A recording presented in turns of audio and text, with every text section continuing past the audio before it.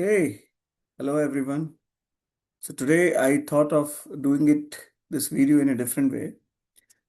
Um but one of the things we are going to talk or continue what we were talking about is the interconnects in the AI data center. So let's say now we are going a level above the AI hardware. We are first looking at what is there in the data center. And I found this article which kind of does a, a good job in telling you what is there in the data center, not in the system.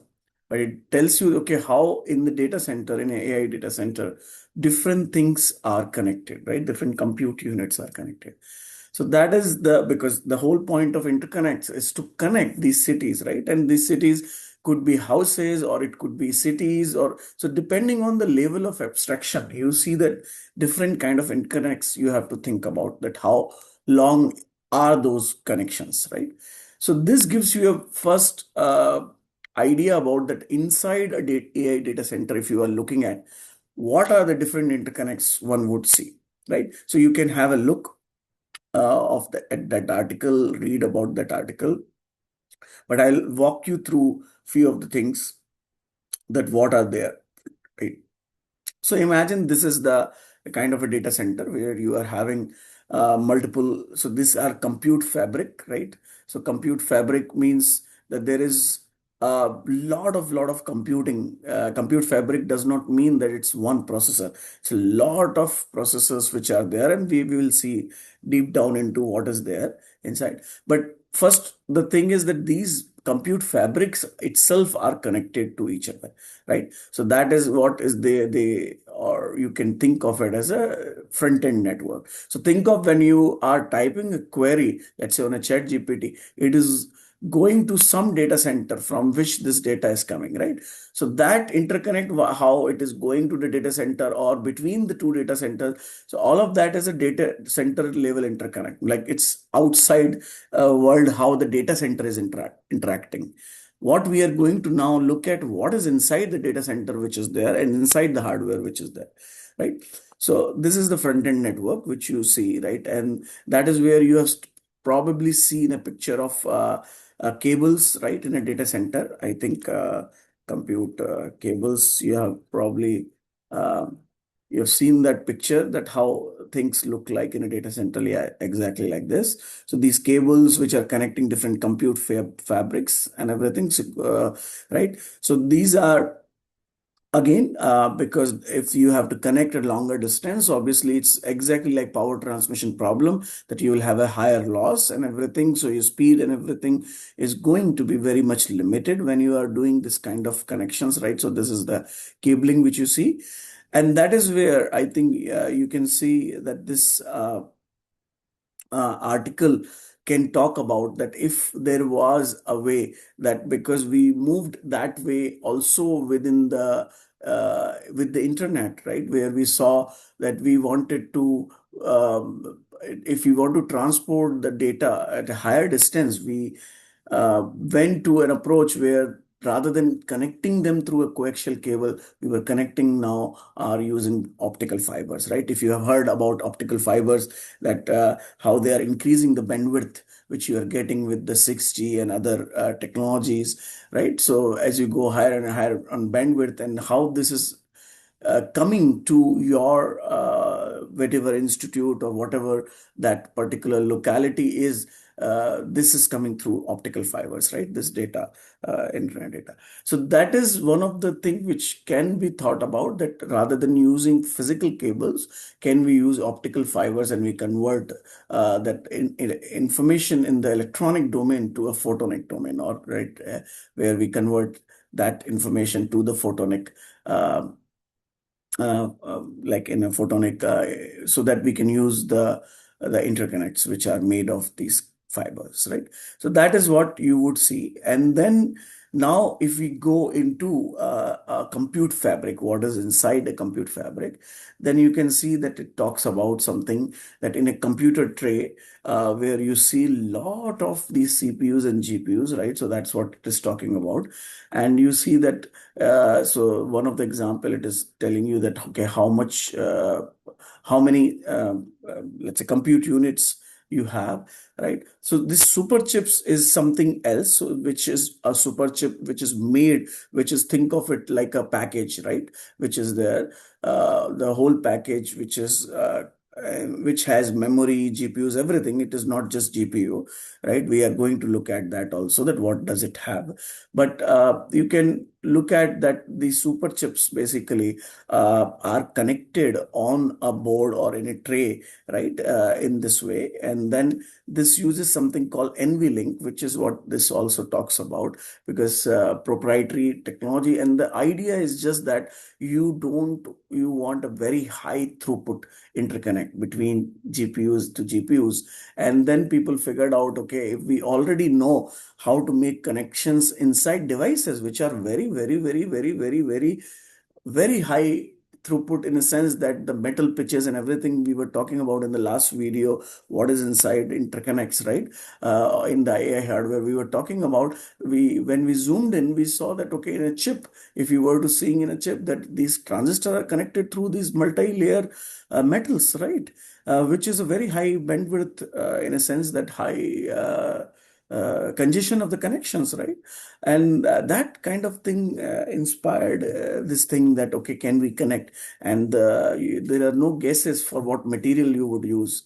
I think you can guess, obviously, if you want to connect the same way we were connecting the devices using coppers, let's say for the higher level, that is the same thing you use for this. So the only thing is, how do you make this high bandwidth copper traces on a board where you are connecting these super chips together, right? That would be a very interesting, what this NVLink does. Okay. So on chip would be, which we will go inside the super chip just now. But before that, this is what we were talking about, this NVLink, right? So this NVLink is what is basically super chip to super chip, right? Board level interconnect, which you see right on a board. And then these boards, which basically this is like a board, let's say a tray, which is going. So this is, think of it this as a tray, right? This square as a tray. Inside that there are multiple super chips which are connected together through this NVLink, which we were talking about. But in a full rack, so this is, let's say, the stacking of these boards are basically a rack, which is what we know as the rack server also. And this is what we are going to talk about. It has around 18 computer trays, right? This rack level and the other switch trays. And they are also connected using copper cables. You see, that is what you're doing. So inside a board, so this is a rack, let's say, which you see. In this rack, you are not using like coaxial cables which run. These are very high throughput and low distance interconnects which you want to do. And that is what is done with this copper. So even in a rack, these boards are connected using copper interconnects. So that is the kind of throughput we would need from these systems, right? So that is why it is very important. The interconnects are becoming, I think, one of the key enabler of these AI systems. How high throughput can you provide from moving data from there to there, right? So that is what you also see in the rack level interconnect, right? So now I hope it is clear that we are in the front end network where these fabrics are connected using the cables which see, or optical cables, right? Optical fibers in future. And then we will see this compute fabric, which is inside one of the, let's say, which is a rack, right? Sitting here, and there are multiple racks like that can be there, right? Which are connected through these cables, the front end network. And this inside this rack, we saw that multiple boards are there, and these boards are connected using copper also. And inside then a board, if we go, then we saw that these CPUs and GPUs, they are connected, which are the super chips, we call it, right? And a GPU is not just a GPU, which we are just going to see, right? The super chip, there are multiple things in the super chip. But they are connected using NVLink, which is a proprietary name for the technology which NVIDIA offers. And this is also connected using copper, right? Inside the, let's say, this board. And now when we see the inside the super chip, what is happening, and that is what we are going to see, and which is not there in this article, particularly that what is inside the For example, so this is just explaining how these different racks or different switch, let's say the boards are connected, right, in a core.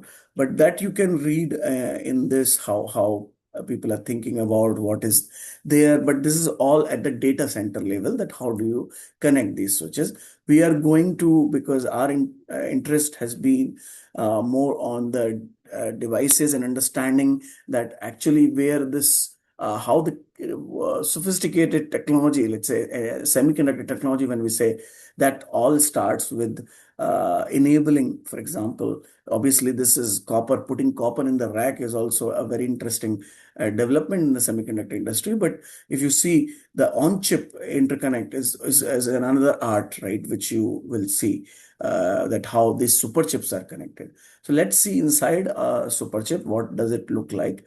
And this is was offered by TSMC in a technology which was used earlier, is called chip on wafer on substrate, right? Let me walk you through what is there inside a super chip. So inside a super chip, let's say you can see a CPU and GPU, or two GPUs, right? And there is a lot of memory, which is what we have been talking about. So your HBM, or the high bandwidth memory, which is stacked DRAM dies, right? That is there. So because the super chip itself comes with a lot of compute and memory, that is the interesting part, right? It's not just GPUs. And these things are have to be connected so tight, like you really need very good pitches and very high throughput there. And then this has to be placed somewhere where you can do this connections, and then different levels of connections you have to do. So that means one is the interposer, where you are doing a certain connection, let's say from GPU to GPU or GPU to HBM, right? And then there is another level of interconnection you will do at the substrate. So that is what chip on wafer on substrate, the name, right? This is how a cross section can be seen of this. So you can see the SoC is your chip, which could be CPU or GPU, and HBM is this stacked DRAM dies, right? And they are connected. So they could be connected within themselves, but they are connected, let's say, to the outside system, right? Through this micro bumps, and this. These are again no gases there. They are also copper pillar. So copper is the like the lifeline of these interconnects as of now, right? Which we see, and this copper, then it goes through these TSVs, which are again copper, right? So this copper vias, so vias through the silicon, right? So the silicon is being interposed here. This is not the only way to interpose, but this is one of the candidate, which is why it is called wafer, chip on wafer. And then on this interposer is put on a substrate, right? So this substrate could be an organic substrate, and in future we are thinking about moving to a glass substrate for this. So that is what you see, a system integrated or super chip which is made, and you see the interconnections, how the interconnections is still at different levels. So this is the level at the SoC and HBM. This is the level where you are moving through the silicon, you are going to the substrate, right? And then you do the substrate level interconnection. And that is why this is becoming very much more complex, right? And different kind of interconnects you see. So like the substrate ones, you see the pitch is higher, right? Because they are sparser. As you go to microbums, then you see your pitch becomes much smaller, right? Because you see that you are doing much more number of interconnections there. So that is what typically you would see whenever you are going inside at a higher level. Obviously, pitches are more coarse, and as you go finer into or zoom into the system, you will see it becoming much more finer. So that means obviously you can guess from this also that the microbump pitch, whatever we are having, is much higher than still the what is we are having in the back end of line. And that what we talked about in the last video when we were talking about that what is there in the back end of line, how these transistors are connected, which is much finer pitches, right? We are talking about. So that is what typically one can understand, how when you are connecting to houses or you are connecting to rooms, probably you will use much finer connections. When you are going connecting, let's say cities, you use highways which are very wide and all those things, right? So depending on the kind of level of integration, right? So this is all integration of the system. So you see the integration is starting from even a single transistor, so which is there in the SoC. That is first the integration comes. Okay, how do I connect the transistor? You find out, oh, there are interconnects or the back end of line. I can use the metal interconnects inside the chip. Then you go out of the chip. You see, oh, how do I connect the chips? Then you find these micro bumps. They are these copper pillars which are connecting these micro bumps to your interposer. Then you say, oh, how do I connect this wafer? And then you find, okay, there are other C4 bumps which I can use, right, to connect to the substrate. Then you say, okay, how do I connect this substrate? Or the super chips we were just discussing, that is connected using again the copper interconnects which you are doing on the board, right? Then you say, oh, how do I connect these boards together? And then you say, on the rack, I'm again using copper to connect these boards because I want high throughput. So that is, but the pitches obviously are becoming broader and broader if you go at higher level, right? But the interesting thing is that how the evolution at different levels are happening, and you may see more levels coming in, right, as we go along, reimagining these hardwares and how different things will be connected, right? Because it's like as you have more and more population growing up, you have to think of the how to connect those roads, those houses, and everything, right? So that is what the whole network is, what we call in this interconnect world, right? Okay. So now let me just briefly show there is another technology to connect these dies, right? Which is what we're talking about. So let's say if you were there is a CPU to CPU connection you have to do, right, on a super chip, right? Then the point would be if you go through the whole TGVs or the TSVs, basically the wafer which we saw, and if you connect through the wafer, the point would be that it's longer lengths you have to use, right? So then why not use an embedded bridge, basically, kind of, which is also made of silicon, which can provide you some level of interconnects like how we saw in the back end of line, right? So that technology, we know how to make interconnects, copper interconnects in copper, and very fine interconnects, right? We can make in copper. So if I can make that bridge separately and I can embed that right inside this, then I can connect these packages in much higher throughput connection, right? Obviously, they are limited by the size of these the bumps itself, micro bumps which are coming out, but you will be able to achieve much more throughput when you connect them in using this EMIB, which is called embedded the bridge, right, for the metal bridge. So that is the one of the thing which you can see, and this is what is patented by Intel in this. But in future, we will see that this is so this is the EMIB example which I just showed, right? This connected memory SoC are connected probably through a embedded system, or in a, how do you say, the embedded bridge, or this could be connected on an interposer, right, through this backend of line. So interposer could be silicon here, or it could be organic, but depend, and high quality interconnect you would need silicon, because we know we have the know-how of creating very high quality interconnects in silicon. Okay. And then when you go to C4, and this is the package substrate, right, which connects to the board using these BGA balls, right? So till now, here is the super chip, which you see till package. That is your super chip, okay? And so this is your super chip till here. Sorry, till here, right, till package. And then you connect this to the board. So there is a board which comes, and which is what you were seeing on the board, different super chips and coming together, right? And this board was going into a rack. So that is what the kind of thing you see in this technology coming in. And very interestingly, you will think about the main driver is how well you can move, or how fast you can move data from between these chips, right? And that's where the main thing or innovations are going to be coming. Obviously, they are coming at different levels, but very much we need, because if this becomes the bottleneck at this point itself, where you are moving the data, then it's a big problem, right? So that is where there are multiple technologies, like we are thinking about copper hybrid bond, putting them together, much tighter pitches, and or level of interconnect you can enable using this. So that is what I think in future we are going to see these technologies and thing evolving. So if you are interested in any level of interconnect, I think you can explore, see what is. But the funny, very interesting world of interconnect is obviously, as we discussed last time,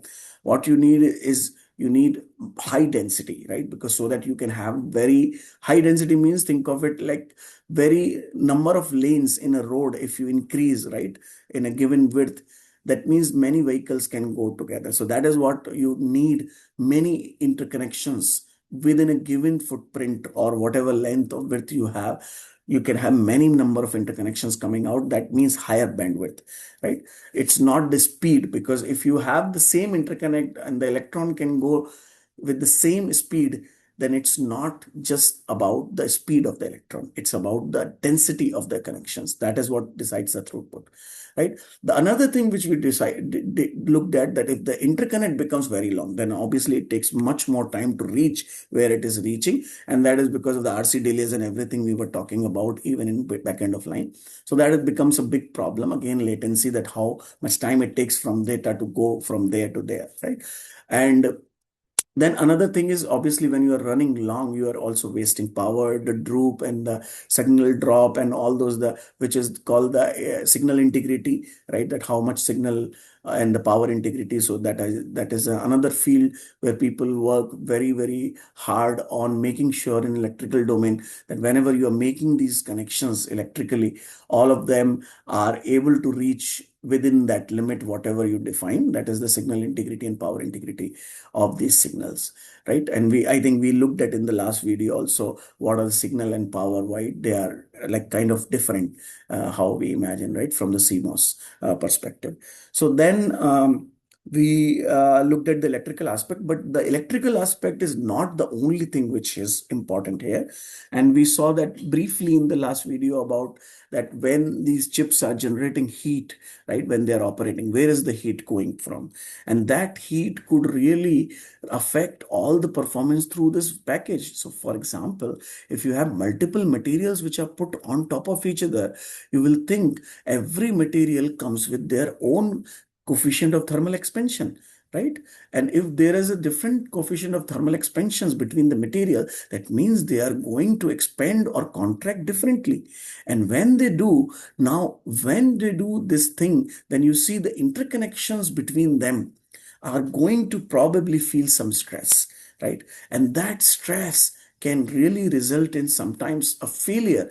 That means if I have a chip, for example, you take a chip or which you have, let's say like a processor in your CPU or something, and you are doing subjecting it to sometimes low temperature, high temperature, low temperature, high temperature, it may very well happen that you may lose one of the bumps, right? The one of the interconnection itself wears off in the sense that the reliability of that connection goes away, because that is the similar example. You can think of it as just a hairpin, right? So hairpin is made of metal, and what you do is, let's say, just think of it, let's say you are expanding it, contracting it, expanding it, contracting it. You see there is a certain time after which you will see a fatigue, right? Or this hairpin will bend, basically break.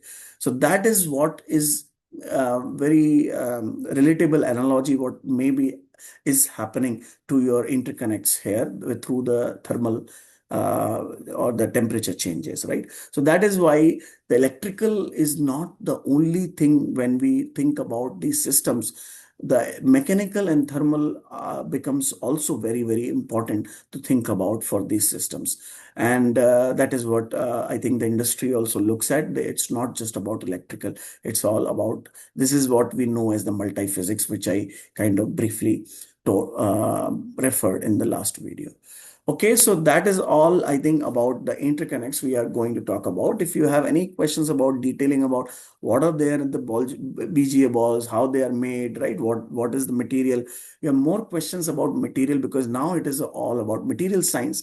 How do they put them together, and the processes which you can use to put them reliably, right? So that they, under the thermal cycling and the temperature changes, which we just talk about, it does not veer off, right? It sticks to their ground. So that is what, when it would mean that you have made a robust product. Okay, so that is all. Yeah, and then if you have questions, please, as I said, please post your questions so that we can delve deeper into different parts which you are interested. Okay, thank you, and that's all for today. And we will see in next video what else people have been looking at. So this is what is interconnected, different levels, different groups and different people work on, right? So it's not just one group which can design all BGA, C4. So that is how the research goes, right? Because when you're understanding one abstraction level, you really want to just focus on that, but it is definitely affected by other things. But you are focusing on what is that I can design a very good BGA material, let's say, which can handle the reflow process or whatever I am going to subject it to when I bond it to the board, right? So that people would see, okay, what is the low temperature alloys or whatever can I use? So there are many different research people spend their lifetime working on, which makes this innovations in the industry possible, right? So that is why I think it is very likely whenever you make a research career for yourself, you will see you probably focus on one of the few things here, right? And that is what you just do it so right, but you have to understand the system it is going into. So that is why I say that helicopter view is always important. When you are working, you choose to work on one technology, at least you know that how it is interacting with the other things which can go on a system, because it's all about in the end integrating systems or whatever, even a data center, right? So we have to really look at how these things come together and connect to each other. With that, I would end here and thank you and keep growing, keep learning. All of you, bye bye.